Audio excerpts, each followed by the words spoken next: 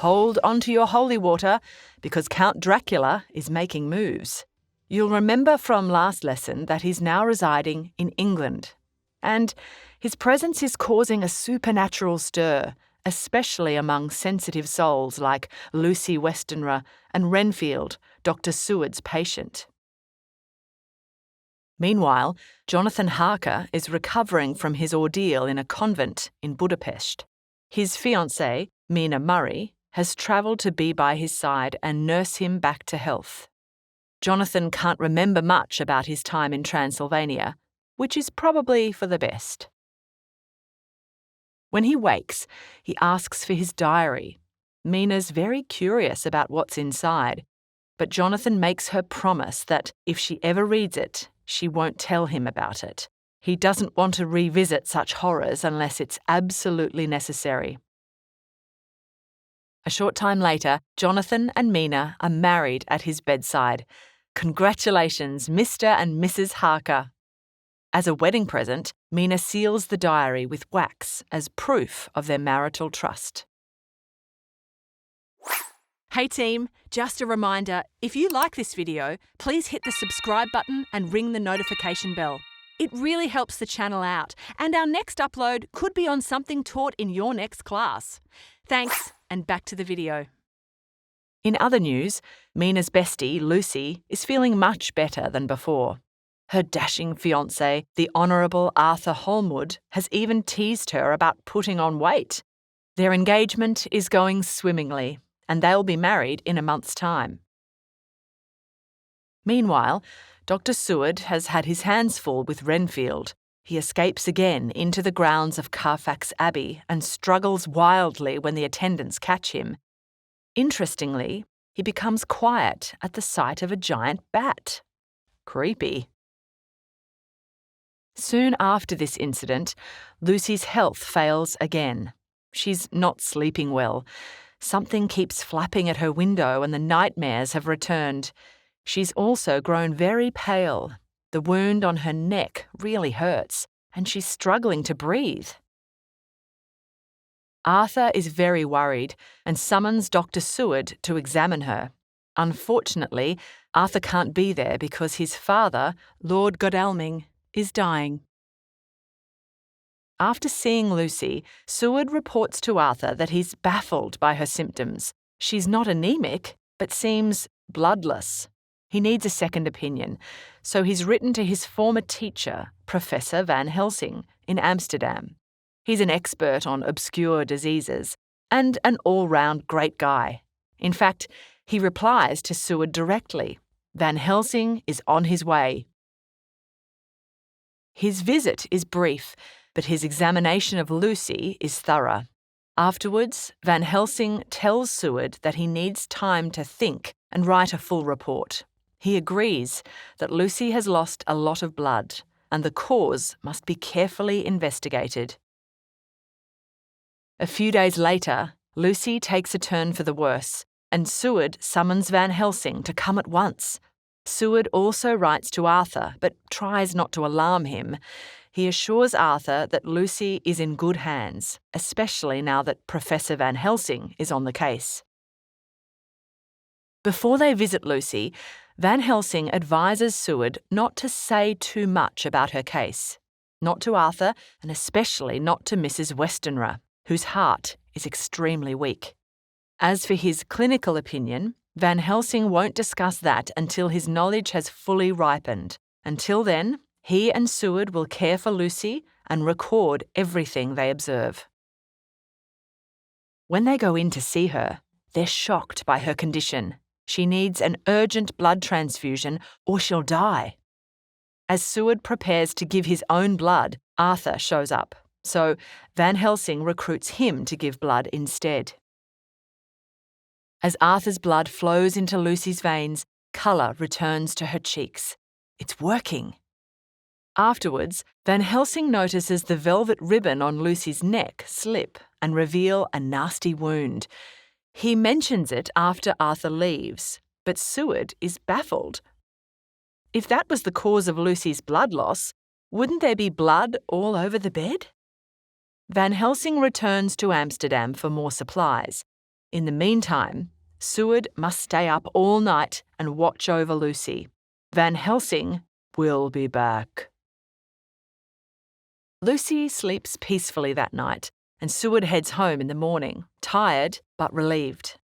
He returns to Lucy's house the following evening, but he's too exhausted to be night watchman. Besides, she seems much better now and insists that he take a nap on the sofa. Seward is woken by Van Helsing the next morning, and they go to check on Lucy together. But, shock horror, she's worse than ever. They perform another urgent blood transfusion, and this time Seward is the donor. Phew, that was close. The next day, a big box arrives at Lucy's home, addressed to Van Helsing. Has he ordered flowers for Lucy? No, it's pungent garlic. Lucy thinks Van Helsing is joking, but he's deadly serious. He then proceeds to lock all the windows and rub garlic all over the entry and exit points. He even ties a wreath of garlic around Lucy's neck. He then makes her promise to keep all the windows shut that night, even if it feels stuffy. Lucy does what she's told. She's grateful for the garlic and looks forward to a good night's rest. No need for anyone to watch her tonight. However, when Seward and Van Helsing return in the morning, there's been a terrible mishap. Mrs. Westenra removed all the garlic from Lucy's room the previous night and opened the window. She has no idea what's at stake. Van Helsing stays composed in front of Mrs. Westenra, but breaks down when he's alone with Seward. Of course, when they go in to see Lucy, she's drained to the point of death. This time, Van Helsing gives his blood to revive her. He then tells Mrs. Westenra not to remove anything from Lucy's room and that he'll stay up for the next 2 nights to watch her. Over the next few days, Lucy's vitality returns.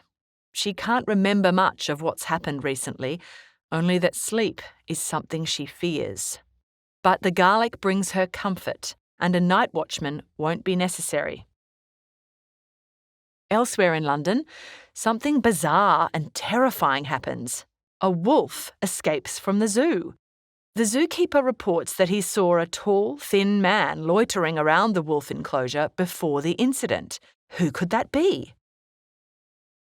Luckily, the wolf is only gone for a short while and returns to the zookeeper's cottage on its own.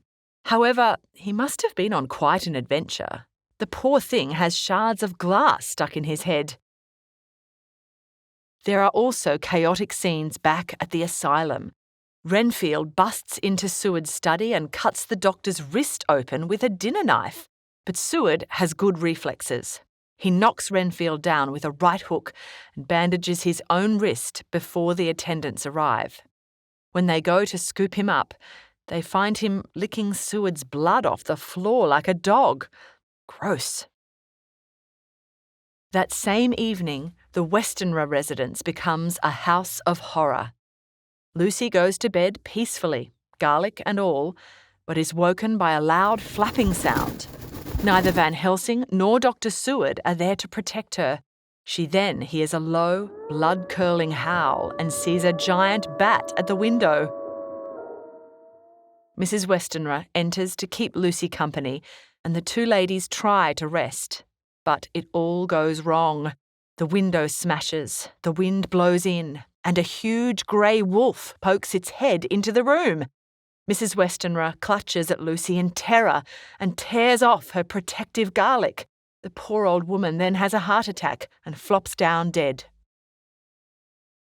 The wolf disappears, but Lucy is pinned down by her mother's heavy corpse and begins to feel woozy.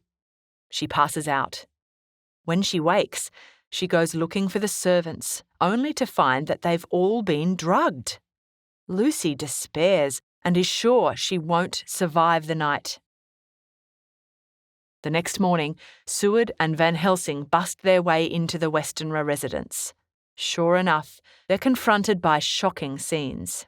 But by some miracle, Lucy is still alive. Van Helsing and Seward act quickly to warm her limbs, But who will give her blood this time? Both men are still recovering from the recent transfusions. It's too soon for them to donate again. Luckily, Arthur has sent Quincy Morris to check on Lucy. Quincy is our man. His blood revives Lucy, but only a little. She's very weak. Van Helsing also finds the note she wrote the previous night, which describes what happened. She'd written it in case she died, and anyone was unjustly blamed for it. Seward wonders if Lucy has lost her mind, but Van Helsing doesn't think so. A short time later, Quincy asks Seward, what the heck is going on? Why has Lucy had 4 blood transfusions? What's draining her? Seward says that's the question on everyone's lips, so Quincy promises to help them in any way he can. Seward and Van Helsing take turns guarding Lucy as she slips in and out of consciousness. While she sleeps, they notice how her teeth seem longer and sharper than usual. That's weird. When Arthur arrives in the afternoon, Lucy brightens a little, but it's clear that she's near the end. Meanwhile, Mina and Jonathan have arrived back in England.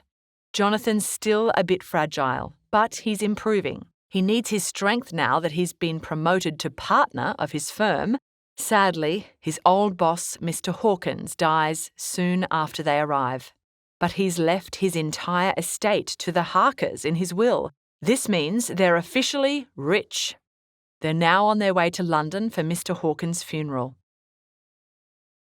Back at the asylum, the doctor in charge reports to Seward that Renfield has escaped again. This time, he viciously attacks 2 delivery men on their way back from Carfax Abbey. Luckily, the attendants subdue Renfield before he kills them. Back to the padded cell for you, Renfield. At Lucy's house, misery reigns. Arthur's father has now also died. Is he about to lose his fiancée as well? Lucy is going downhill, fast. Seward watches how she tears at the garlic in her sleep, so he replaces it. When Van Helsing enters, he examines her closely and discovers that the wound on her neck has completely healed. Even so, he confirms that Lucy is dying.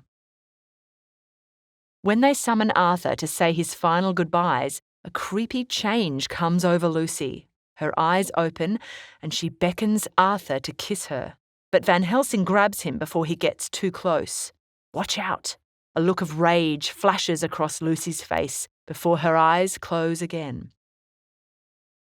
When she wakes, she thanks Van Helsing for being a true friend. A short time later, she stops breathing. Seward laments that this is the end, but Van Helsing warns him that it's only the beginning. What on earth could he mean?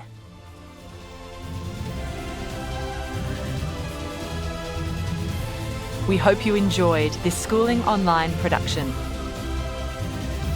For more easy lessons, check out our other videos.